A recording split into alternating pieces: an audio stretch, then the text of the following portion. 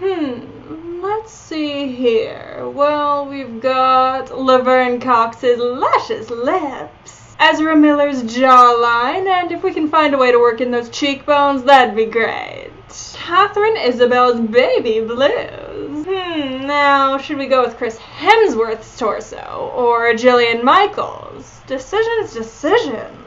Oh, hey there, boils and ghouls. I've just been planning out my perfect partner, and as a bisexual person, there are a lot of options. Almost too many options, really. How am I supposed to build just one body out of all the best parts when there are so many perfect parts out there? Well, May is the story of one bisexual girl that sets out to do just that.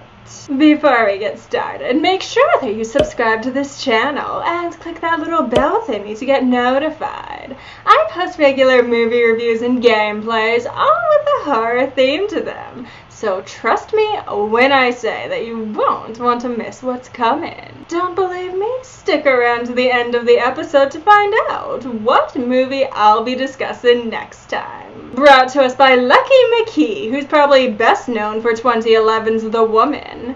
May was met with very little success when it was first released back in 2002. I mean, critics seem to like the film. Roger Ebert even gave it 4 out of 4 stars. And Bloody Disgusting even ranked it as number 17 in their top 20 horror films of the decade. But nobody seemed to actually go out and see the thing, for one reason or another. May is sort of a classic Frankenstein story, and just like with vampires, there's always been sort of vague, queer interpretations to that. I mean, on the most surface level, it is about trying to remove women from the reproductive process. But there's also this point in Mary Shelley's novel where Victor points out that he's actively trying to pick the sexiest parts to build his perfect man. And this idea of trying to build the perfect mate has pervaded other adaptations over the years with varying levels of queerness. I mean, on the one hand, we've got things like Bride of Reanimator or Frankenhooker, which deals with our male leads trying to bring their dead girlfriends back to life by assembling the body parts of other women. But then we have 1975's Rocky Horror Picture Show, which took the queer interpretations and amped it up to 11. In that movie, we have our Dr. Frankenstein parallel, here named Dr. Frankenfurter, literally trying to build his perfect partner. He confesses at one point to actually stealing half of an ex's brain in order to give this creation consciousness, but outside of that, Rocky Horror Picture Show doesn't really work on this idea of a patchwork of people like other adaptations do. In Bride of Reanimator, for instance, Herbert West describes the women who non-consensually donated their body parts for this little project. The feet of a young ballet dancer. These legs walk the streets. In other words, this creation is perfect in a way that no living woman can be, unless there are some dancer, lawyer, waitress virgins out there that I just haven't met yet. And that's the thing that makes our protagonist continue with this project. Even when his morals start to catch up to him, the idea of a perfect partner is too good to pass up. In Rocky Horror Picture Show, there is less of this idea that the perfect partner is only attainable by cutting people up and assembling their best parts. Even Rocky isn't perfect. He may be physically flawless to Frankenfurter, but his habit of sleeping with Janet all the time is kinda getting in the way of their relationship. So in Rocky Horror, the Frankenstein elements seem more related to Frank's need to play with people as though they were tools to his pleasure, rather than, actual human beings with feelings. I ask for nothing, master. And you shall receive it in abundance. But even as queer as Frank was, and Tim Curry has recently come out to say that he saw Frank as pansexual, his creation was still a singular gender. And then, in 2002, May came out to say, that's boring. Let's spice things up a little bit here. After all, bisexuals can't possibly be satisfied with just one gender, right? Right? Okay. Anyway, May follows, May, a young woman who's been treated as an outsider her whole life because of her lazy eye. Her only friend has been a porcelain doll encased in a glass box named Susie. But good news! Her optometrist gives her first glasses and then contacts that fix her lazy eye, giving her the confidence to actually talk to the boy she has a crush on. She is completely enamored with his hands especially, to the point that the first couple of scenes of him show his hands exclusively. The two of them talk for a little while. She's learned his daily habits well enough that she's able to put herself in his path constantly, and eventually they start dating. Until the two of them start making out, and she bites his lip, and then he kicks her out of the house and won't have anything to do with her anymore. May keeps trying to get his attention, even standing outside of his house for 2 straight hours, just hoping that he'll notice her. But she finally gets the hint when she overhears him making fun of her to some friends. May then becomes very morose, something that her work friend Polly, played by Anna Faris, notices. It has become blatantly clear by this point that Polly has a crush on May, verging on workplace sexual harassment. But after things fall apart with that boy, May turns to Polly for comfort, and the two of them start dating. This time, May is fixated on Polly's neck, complimenting it in one of their first interactions. And Polly even accepts May's kink, encouraging her to cut her, very slightly when she catches May playing with a scalpel. But things with Polly don't really last all that long when May goes to pay her a visit and finds another woman at her house, and the offer for a threesome really wasn't what she needed to hear that day. Now, I would say that May begins to unravel at this point, but she's already pretty unraveled from the beginning. Years of social isolation have taken their toll on May, but after facing rejection twice, May has become very bitter, believing that her perfect partner doesn't exist because there will always be one fatal flaw. And the movie does do a pretty decent job of following this thought process. After all, if it wasn't for May's blood kink, then things would have worked out well between her and that boy. And similarly, if it wasn't for Polly's, polyamory, God, they actually named the polyamorous character Polly, didn't they? Then things would have worked out pretty well there, too. In both situations, everything was fine except for that one thing. So, maybe if we just merge the two. May shows up at Polly's house one evening, and even though Polly insists that she loves May and that other girl is just a piece of ass, May cuts her throat.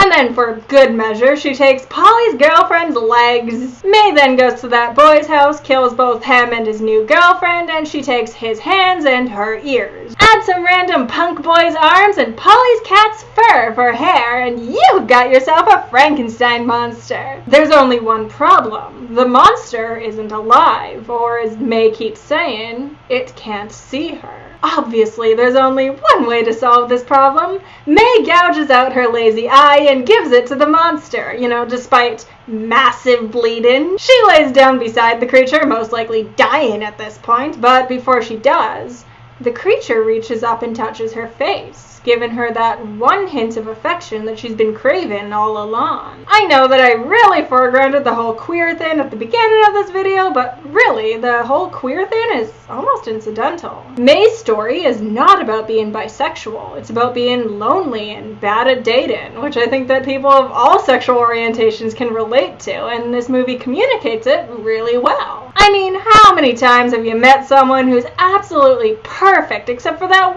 one thing, and no matter how many times you try to get around it, it just keeps coming back as a problem? I mean, in a perfect world, we should all be able to work with our partner's flaws. Nobody is perfect. There's always going to be something about our partner that annoys us. But provided that those things aren't actually hurting anyone, we should be able to work around them. May can't, because she has no social experience and she's just so desperate to find someone, anyone, even if that person doesn't fit in her life. In the specific instance of May and that boy, obviously he didn't care about her enough if he was willing to just throw her away because she had a kink that he wasn't into. Ideally, they should have been able to just talk it over and work with it. And with Polly, maybe May couldn't deal with her being, Polly, and maybe they did need to break up because of it. But that shouldn't have been the end of the world. There are other fish in the sea, and May should have been strong enough to stand in her own strength, and other stock phrases that your mom uses after a breakup. But May can't see that. All she can see is that she's been rejected, and she's lonely. And she just needs somebody so badly, so if she can't find them, she'll make them. It's impactful. Perhaps the most impactful version of the story that I've seen to date. As I said before, there are other Frankenstein adaptations that use this whole idea of piecing together the perfect partner using only the sexiest parts. But all those versions kind of just focused on, creating a partner that was physically flawless. Here, it's deeper than just, I want ballerina feet and lawyer hands. It's, I want someone who's capable of meeting all my needs in a way that no living person can. It does become a little bit questionable when you add the whole queer layer to it, though. The stereotype around bisexuals is that we can't be satisfied with just one person, and this is to our dating detriment. A lot of people assume that bisexuals will cheat on their partners because they're either going to want the D or the P at some point in their monogamous relationship. So why bother getting emotionally invested in us? And when you take that stereotype to May, there are two ways that you can look at it. Either this movie is fighting against the stereotype because May refuses to get involved in Polly's open relationship, or it's working with it because May needs to make a monster out of multiple people in order to be satisfied. But to be fair, even with that, May doesn't want to go out and date multiple people so that she can reap the benefits from them separately. She wants one person who will choose her and be with her forever. And while we're on the topic of representation, can we take a moment to praise the fact that May isn't some smooth seductress like a lot of bi women in movies are? She's awkward. She says the wrong things. She barely even knows how to hold a conversation, let alone flirt. Polly, on the other hand, is a little bit more cringy. She definitely falls into the predatory lesbian trope, doing all but forcing herself on May in order to get her attention. But regardless, I really enjoyed this movie. For a story that's been retold again and again, it really helped me see the Frankenstein story in a new way,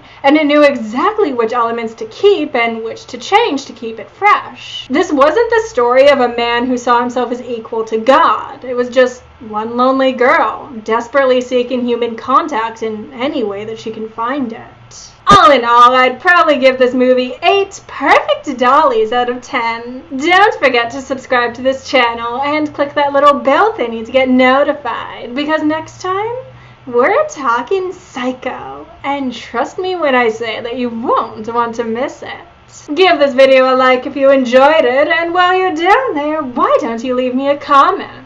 Let me know what your favorite Frankenstein adaptation is. And now, if you'll excuse me, we've got Taylor Swift's legs, Brendan Urie's hair, Tim Curry's voice. Can I surgically transplant a voice? Well, I guess we'll just figure that out in the moment, won't we? Thank you so much for watching, my pets, and I will see you next time. Love you.